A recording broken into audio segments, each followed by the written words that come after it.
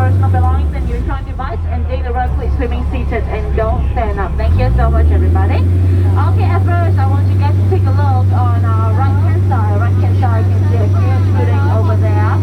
It had a very lot of beautiful plants and a huge tree in the middle. This is the tree house, the famous Tarzan tree house. Tarzan lives in this beautiful mansion, but unfortunately Tarzan is not here because he's going out for work.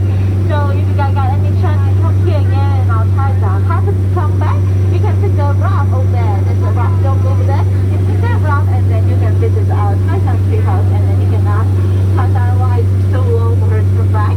Okay, I'm going to start very soon, and it's going to take 4 days and 3 nights. Everybody get yourself ready.